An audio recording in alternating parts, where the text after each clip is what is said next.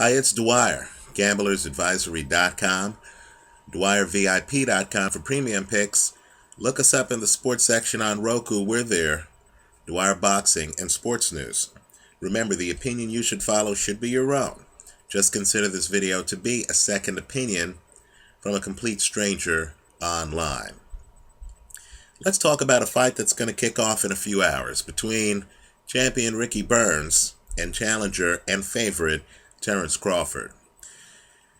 I consider Crawford to be the superior fighter. I think Crawford is faster. I think Crawford is fresher. I think Crawford, simply put, is more creative than Ricky Burns. Right? I thought Ricky Burns looked terrible in his last fight against Ray Beltran. In fact, I thought Beltran won that fight. I believe that the crowd knew that Beltran won that fight. I view Ricky Burns as a guy who, quite frankly, is really fighting Father Time. I think his reflexes have dimmed.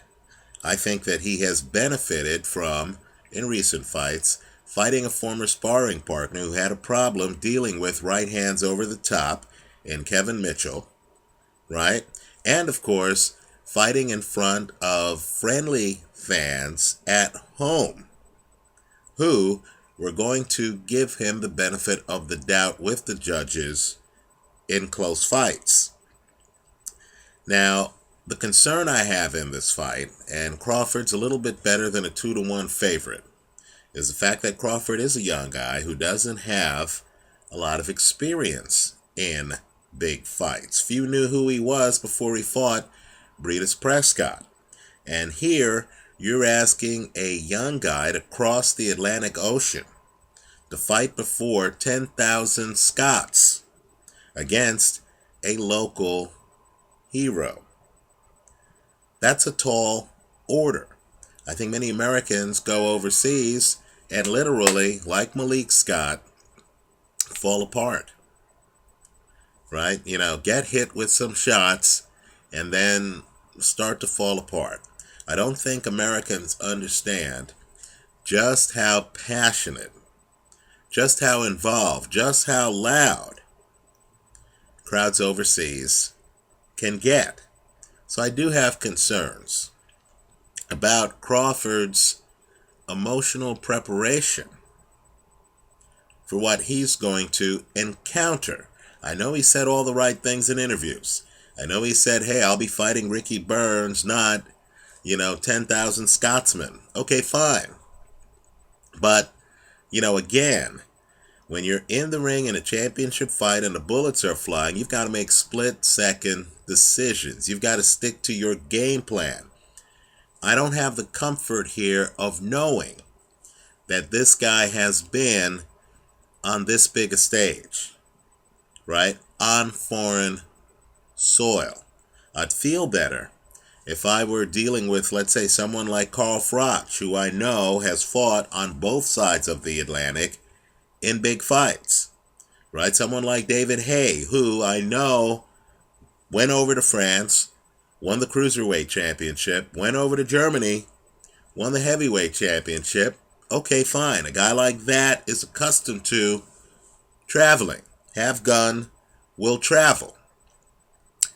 Terence Crawford has a gun. The question is whether it travels with him. Let me talk a little bit more about Ricky Burns. Ricky Burns has a nice jab, but I view Ricky Burns as a guy who's lost some foot speed, who also is what I call a turtler, right? He has the same problem to me that Joshua Clottey has. He's too passive. In other words, if you get inside on Ricky Burns is not throwing anything back. He just covers up, right? It's kind of like a rope-a-dope strategy. But he's not doing what Ali did when Ali rope-a-doped Foreman, right? If you go back and look at that fight, folks, the Ali Foreman fight was a close fight before the knockout, right? Ricky Burns, literally just like Joshua Clottey, just covers up and throws nothing back. What Ray Beltran did is what Terence Crawford has to do. When Ricky Burns starts to turtle, Terence Crawford should just stop fighting and look at him. Right? Don't empty the tank. Don't waste your stamina.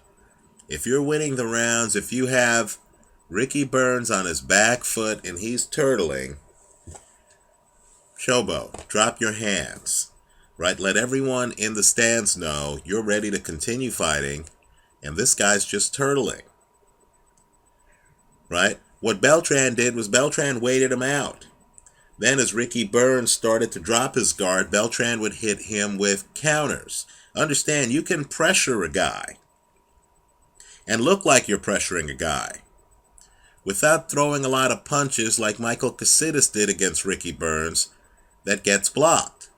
Let me point out, too, the burden that turtlers like Ricky Burns have is when they're turtling, they have to still look like they're making the fight happen. So if Ricky Burns turtles, and rather than be a George Foreman, be the dope part of rope-a-dope, and, stay in front of him and waste your energy and tire yourself out. Let's say Terence Crawford takes a step back. Let's say Crawford's charismatic, waves to Ricky Burns, right? Motions to the crowd to say, what's this dude doing? I'm here for a boxing match, right? Then Ricky Burns, the burden's on Burns to literally get close enough and get in the action enough against Terence Crawford to make the turtling a viable strategy. Right? Turtling works if you're fighting a Foreman or a Casitas who's in front of you bringing the fight to you. I believe Terence Crawford is intelligent enough to realize that if Ricky Burns, in fact, forget the if, when Ricky Burns starts turtling, Crawford doesn't have to bring the fight to Ricky Burns. He can hover. You understand? That's when a turtler looks bad. Ali would have looked bad against Foreman. If, when Ali goes over to the ropes and starts to do this, if Foreman would have just, the champ at the time, would have just stayed closer to the middle of the ring and had his hands out like, hey, come on, let's fight.